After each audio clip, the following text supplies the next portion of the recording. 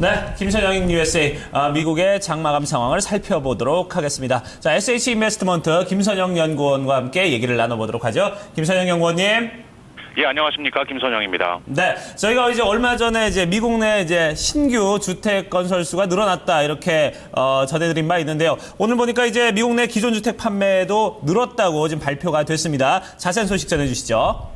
예, 개선된 경제 지표들이 쏟아지면서 오늘 뉴욕 증시 3대 지수가 모두 소폭의 상승세를 보였습니다. 연방준비제도의 제넷 옐렌 의장이 최근 미국의 주택시장 위축에 대한 우려를 나타낸 바 있기 때문에 관련 지표들에 대한 시장의 관심이 그만큼 높아지고 있는데요. 지난 4월 미국의 기존 주택 판매가 올 들어 처음으로 증가세를 보였다는 소식이 증시의 호재였습니다. 전미부동산 중개인 협회에 따르면 4월 중 기존 주택 판매는 전달보다 1.3%가 늘어난 465만 채를 기록한 것으로 나타났습니다. 이 같은 판매량은 전망치였던 466만 채에는 다소 못 미친 것이었지만 2014년 들어 첫 번째 증가세라는데 투자자들은 더 큰 의미를 부여했습니다. 이와 더불어 향후 3에서 6개월 후의 경기를 보여주는 컨퍼런스 보드의 4월 경기 선행지수가 넉 달 연속의 오름세를 지속하면서 0.4%가 올라 전망치에 부합했고, 시장조사업체 마켓의 5월 제조업 PMI 지수 역시 3개월 내 최고인 56.2를 기록해 예비치였던 55.4를 웃도는 등 개선된 경제 지표들이 투자 심리에 안정감을 가져다준 하루였는데요. 이 같은 경제 회복 기대감으로 인해 이른바 모멘텀 종목들과 중소형주들의 상승세가 두드러진 모습을 보이면서 오늘 증시의 상승을 이끌었고, 다만 거래량은 평소에 비해 크게 감소한 하루였습니다. 오늘 업종별로는 운송, 금융, 건설, 제조, 외식업, 바이오, 카지노 등이 상승했고, 반면 금광, 석탄, 비료, 청량음료 업체는 하락했으며, 마지막으로 벤치마크인 10년 만기 국채금리는 어제보다 상승한 2.56%를 기록했습니다. 네, 최근에 일명 TGIF 시대다라는 얘기도 좀 많이 들리고요. 여기에 따라서 트위터라든지 페이스북, 구글 이런 종목들이 언급이 됩니다. 이런 종목들이 상당히 좀 M&A에 박차를 가라는 모습이었는데 어디에서 좀 돈이 나서 이렇게 기업을 사들일까라는 생각도 좀 들었거든요. 이와 관련된 내용이 좀 나왔다면서요? 예, 그렇습니다. 세계 최대의 인터넷 검색업체 구글이 해외 기업들의 인수를 위해 최대 300억 달러의 지출을 예상하고 있다고 파이낸셜 타임스가 증권거래위원회 자료를 인용해서 보도했습니다. 구글의 현금은 지난 3월 말 기준으로 350억 달러, 한화로 약 36조 원인데, 향후 현금 사용 목적을 묻는 증권거래위원회의 질문에 대해 해외 기업의 M&A용이라고 답변한 것으로 알려졌습니다. 구글의 답변은 지난해 말에 작성됐으며 파이낸셜 타임스는 이것을 최근에 입수했다고 전하고 있는데요.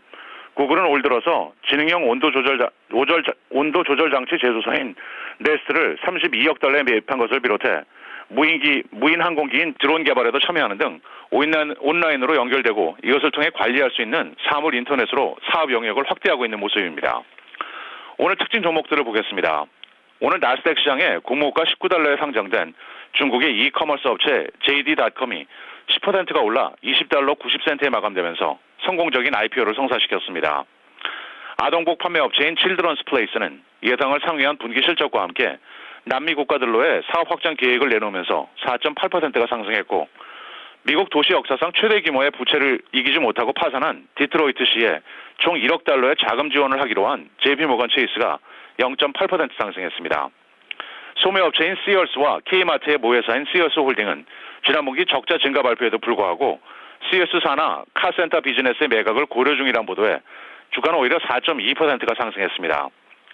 미국 최대의 사설대학 운영업체 아폴로 에듀케이션은 대형 헤지펀드 펄싱 스퀘어의 매니저인 빌 에크먼이 현재 주가가 과평가되어 있다면서 공매도할 것을 고려 중이라는 보도에 9%의 급락세를 보였고, 마지막으로 네덜란드 기반의 대형 생활용품 업체인 유니레버는 라구, 버톨리 등 스파게티 소스 사업부를 일본의 미스칸 그룹에게 당초 예상보다 다소 적은 21억 5천만 달러에 매각한다는 소식에 0.8%의 악세를 보였습니다. 네. 자, 전체적으로 미국의 경제 지표 발표들이 좀 좋은 것들이 많이 나왔는데, 반대로 이제 노동부 쪽에서 나온 지표들은 그렇게 반갑지는 않은 소식들도 있습니다. 예, 그렇습니다. 연방노동부에 따르면 지난주 미국 내 신규 실업수당 청구 건수가 3주 만에 증가세를 보이면서 이전 주 대비 2만 8천 건이 늘어난 32만 6천 건을 기록해 전망치였던 31만 5천 건을 상회한 것으로 나타났습니다. 하지만 변동성을 줄여서 추세를 볼 수 있는 4주 이동 평균 청구 건수는 여전히 전주 대비 1,000건이 감소한 32만 2,550건을 기록해 고용시장의 개선 추세가 지속되고 있음을 보여주고 있는데요. 지난 5월 10일까지 지속적으로 실업수당을 받은 건수는 13,000건이 감소한 265만 3천 건을 기록해 2007년 12월 이후 최저 수준을 보이고 있습니다. 마지막으로 내일은 상무부의 4월 신규 주택 판매가 발표될 예정인데요. 전문가들은 전달보다 다소 감소한 40만 채의 판매를 예상하고 있으며 신발 판매 업체 풋라커가 분기 실적을 내놓을 예정입니다. 네, 알겠습니다. 말씀 고맙습니다. 네, 고맙습니다. 네, 애플이나 구글, 페이스북 이런 기업들의 M&A가 점차 빨라지고 있는데요. 지금 300억 달러 추가적으로 자본을 좀 비축해놨다고 하니까 앞으로도 좀 M&A 이슈 좀 눈여겨보셔야겠고요. 미국 증시는 일자리 플러스권 그리고 장 초반보다는 후반 될수록 상승 탄력을 키워가는 하루였습니다. 미국 증시 마감 상황 정리해봤습니다.